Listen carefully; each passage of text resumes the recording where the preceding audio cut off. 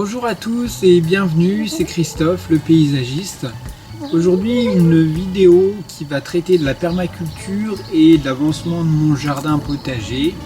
Un jardin plutôt abondant en termes de récoltes et des récoltes à venir. Et voilà, je voulais juste faire un petit point parce que ça fait un moment que j'ai pas fait de vidéo. Et c'était temps.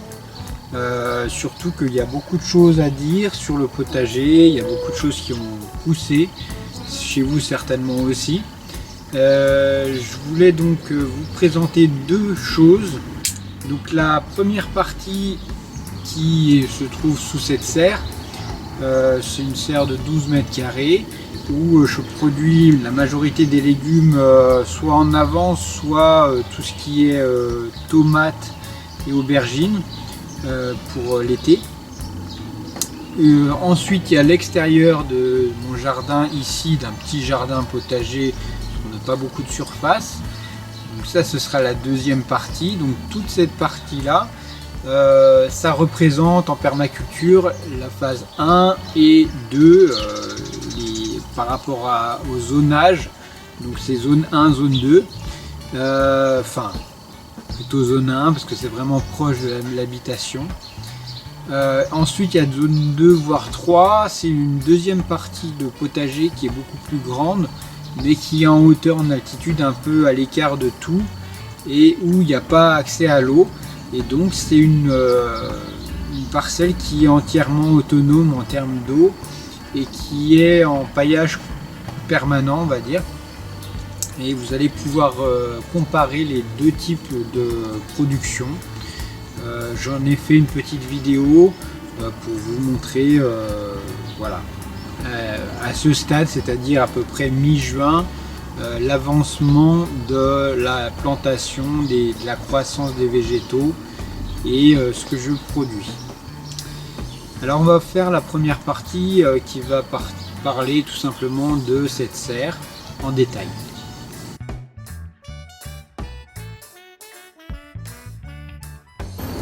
Alors la première chose, donc c'est une serre qui fait 1,90 m peut-être environ.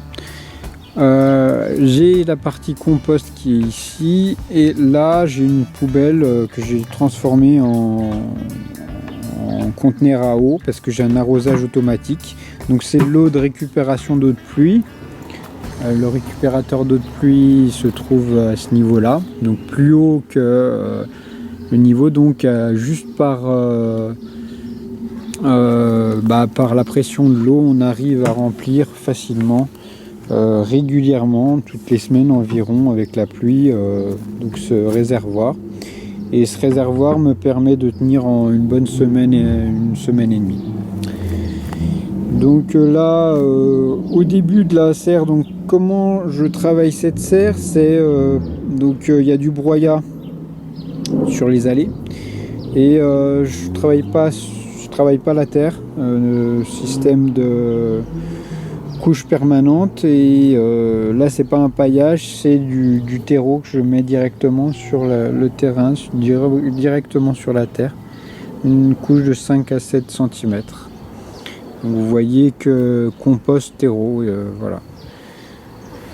Ça produit plutôt pas mal ici, donc quelques, voilà, du figuier, avocatier. Première partie, là on a des haricots grimpants, haricots qui sont bien partis pour l'instant. Ils étaient un peu jaunes mais ils sont bien partis. Ici on a tomates, donc je fais deux variétés. Ici les plus gros c'est de la noir de Crimée, il me semble. Ils appelaient ça russe, donc apparemment ça doit être de la noir de Crimée. Et toutes les petits là, normalement c'est de la tomate cerise, mais des grosses tomates cerises, c'est-à-dire elles sont à peu près grosses comme ça. Là j'ai ressemé donc des betteraves. Des betteraves qui ont levé de semis directement. À côté des panais à ce niveau là. Ensuite là j'avais mis c'est des radis mais un peu grossiers. Ici on a les petits pois qui commencent à fleurir, donc tout gentiment. J'ai refait des semis. Hein, vous voyez que là il y a des haricots qui ont été plantés, haricots nains cette fois-ci, des carottes, là qu'est-ce que j'ai mis, carottes, et là on a encore des betteraves rouges, voilà. Alors dans ce carré potager on a en commençant par le fond, on a tout ce qui est persil, ciboulette, coriandre. Il y a des pieds de tomates qui poussent tout seuls. Là c'est salade. Salade, alors vous voyez il y a environ 1 mètre carré. Dans ce mètre carré là, depuis environ 1 mois, on mange tous les jours des salades. Midi et soir. Donc c'est simple, hein, on retire directement les feuilles ici, les parties basses, progressivement. On a récolté mais en quantité vraiment impressionnante, et vous voyez chaque jour ça se redensifie avec l'arrosage automatique qui est là. Donc ça c'est vraiment bien. Salade, c'est bien la première année que je produis autant et en quantité. Ici on a concombre, j'ai 2 pieds, voilà, que j'avais semés, qui ont eu beaucoup de mal à partir, et c'était parti. Donc encore des pieds de tomates un peu tout le long. Là de la noire de Crimée certainement, et là c'est peut-être un mélange de marmande et de tomates cerises. Alors le pied, moi tous les gourmands je les enlève. Parce que ces petits gourmands là ça va me gêner, les pieds vont vu que c'est assez serré, ils vont plus pouvoir respirer. Donc maintenant ma pratique c'est de vraiment enlever les gourmands et garder que les grappes directement sur le pied. Voilà, donc j'utilise ces espèces de tortillons là, c'est bien pratique. Donc là quelques pieds d'aubergine qui ont vraiment du mal à reprendre. Là il commence à fleurir, donc je suis content, on verra ce que ça donne, mais vraiment pas top. Ça j'avais acheté, alors c'est le seul pied que j'ai acheté en jardinerie, voilà le résultat. J'ai beaucoup de mal à produire une fois que j'ai acheté des jeunes plants, je sais pas pourquoi, s'ils sont moins résistants que les semis, en tout cas ça marche pas chez moi. Donc clairsemé de pieds de salade par-ci par-là, on retrouve des pieds de tomates, des betteraves alors j'avais fait des lignes, mais il n'y a que un pied qui a vraiment pris à côté de l'antenne électrique, là, le système électrique pour le jardin.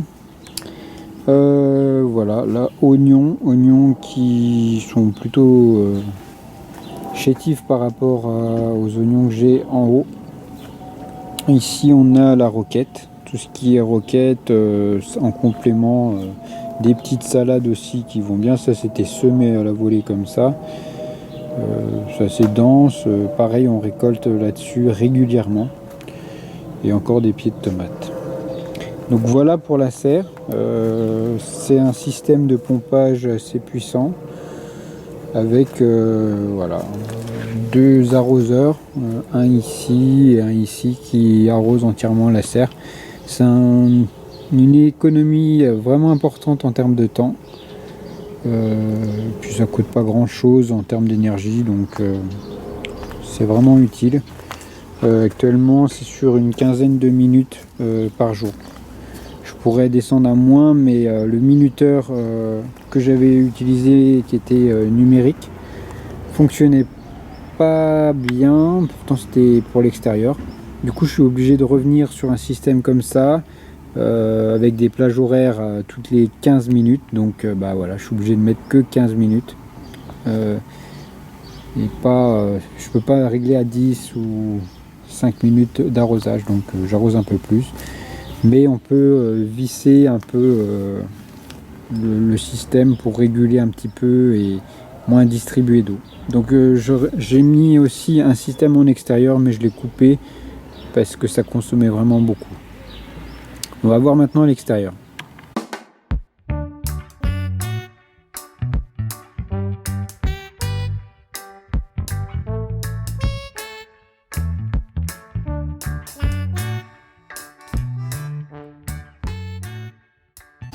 Alors, vous retrouvez la poubelle à ce niveau-là, un petit espace que j'ai aménagé avec une allée pour l'accès.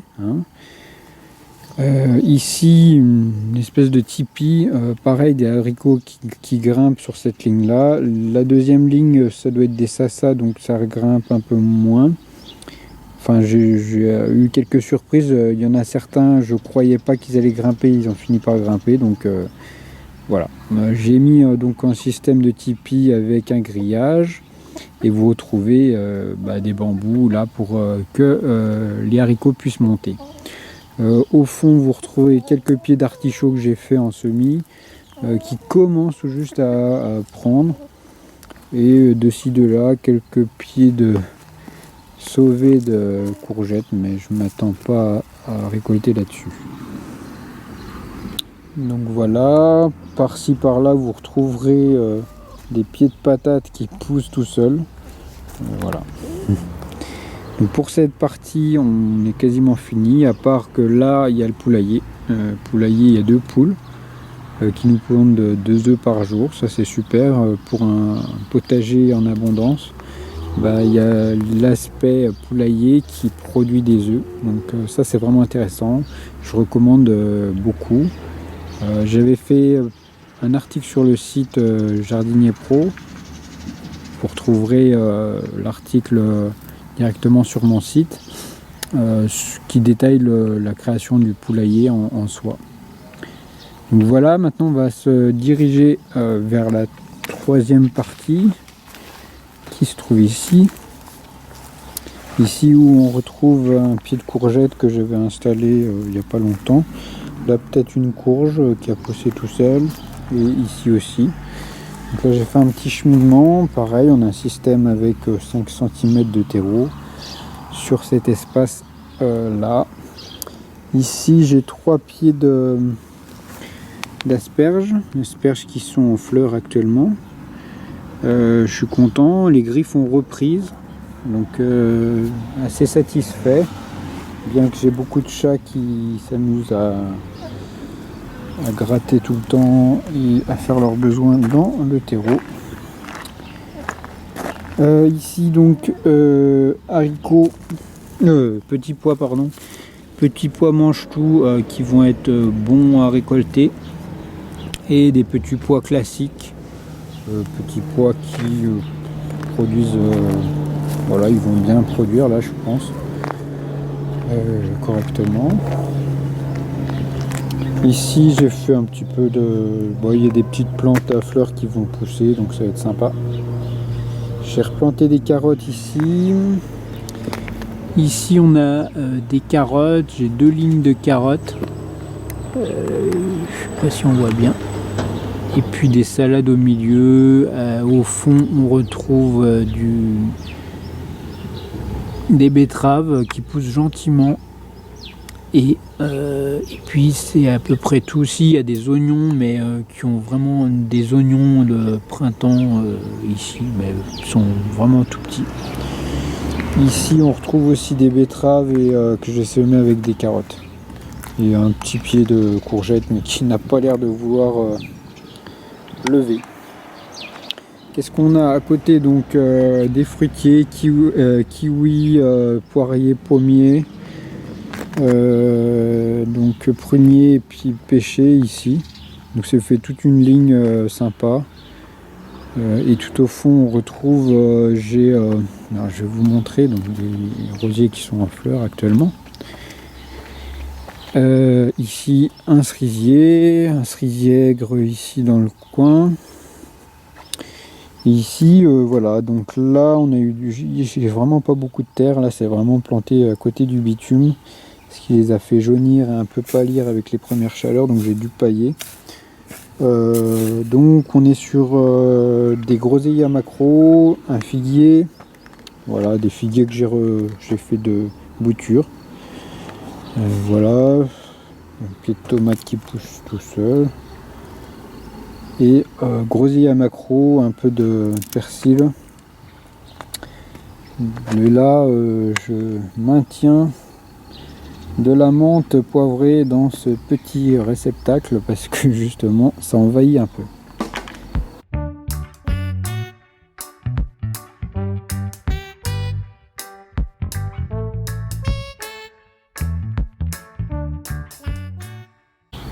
Enfin, donc dernière zone près de la maison, là c'est des framboises. J'ai mis 5 pieds que j'avais récupérés, pareil. Malheureusement, les pieds de patates ont décidé de pousser un peu comme de la mauvaise herbe, donc je me retrouve avec un champ de patates en dessous de mon escalier. Voilà. Donc bah c'est bien, ça produira bien pour cet automne. Ici un pied de vigne qui se plaît beaucoup ici, donc, mais par contre pas encore de vigne, dommage. Et puis donc là un dernier petit endroit que j'ai créé à l'entrée pour des fraisiers, fraisiers qui reprend gentiment. Donc voilà, maintenant on va voir une dernière vidéo. Donc je vous parlais d'un un jardin potager que j'entretiens, que je crée et que j'entretiens un peu plus en altitude. Et je vais vous détailler ça. J'ai fait une vidéo hier pour vous montrer tout ça.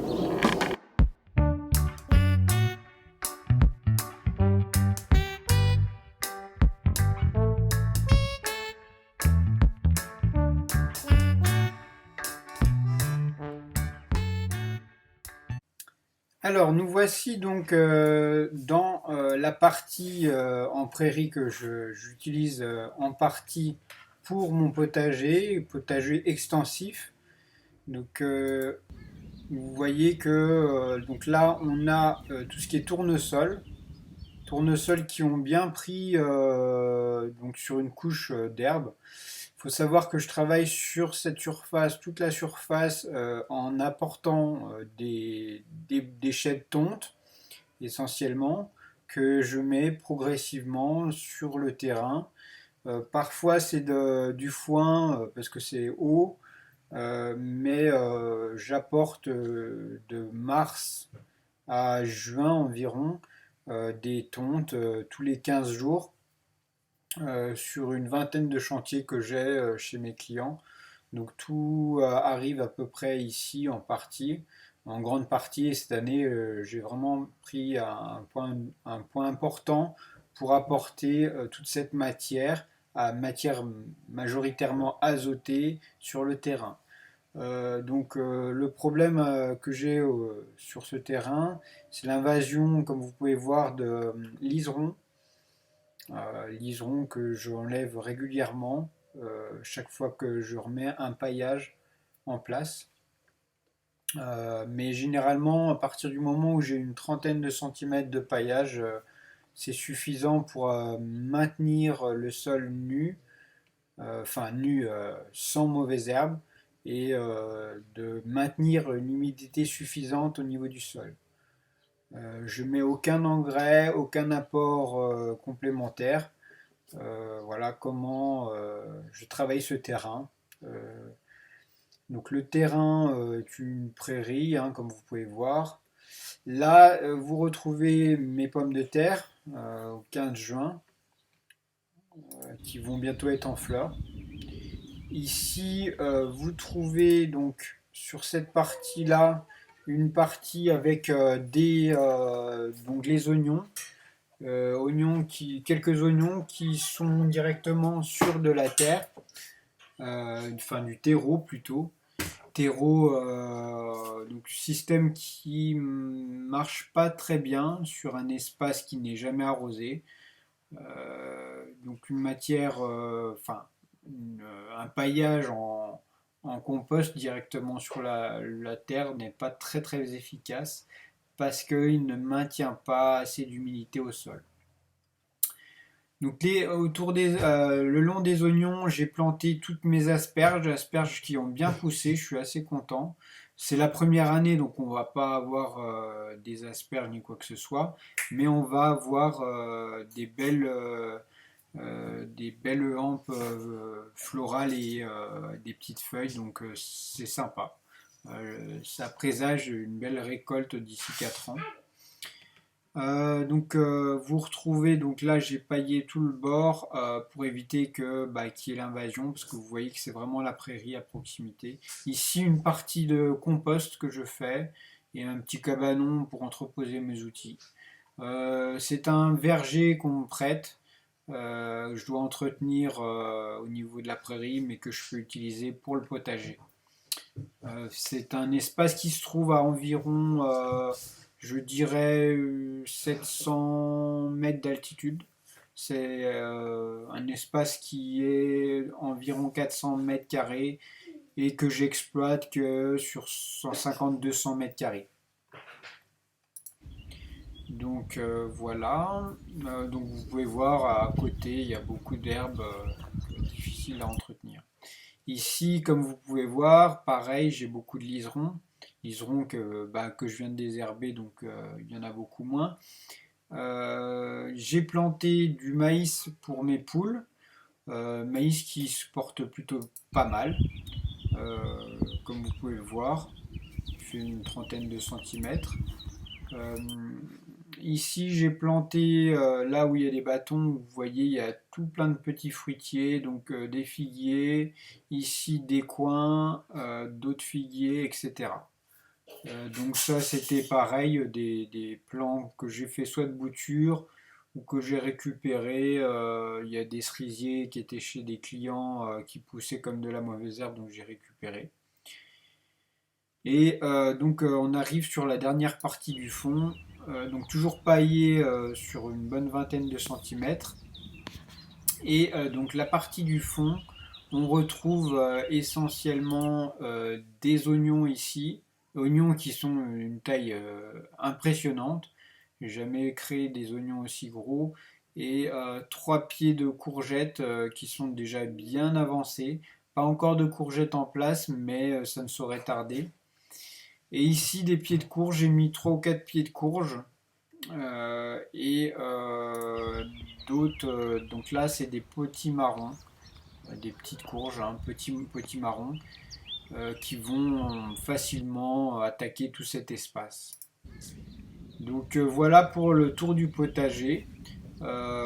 C'est un potager vraiment que je n'arrose jamais. Je fais de l'électroculture avec des antennes comme ça fonctionne plutôt bien. Mais ce qui marche vraiment, c'est le paillage au sol. Les pommes de terre sont été posées directement sur le sol avec un paillage directement et ça produit énormément.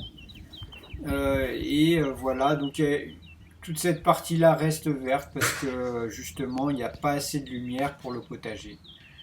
Donc je la tonds et j'exploite que les alentours. Voilà, si vous avez aimé cette vidéo, n'hésitez pas à la liker, à la partager et à vous abonner à la chaîne. Merci et à bientôt.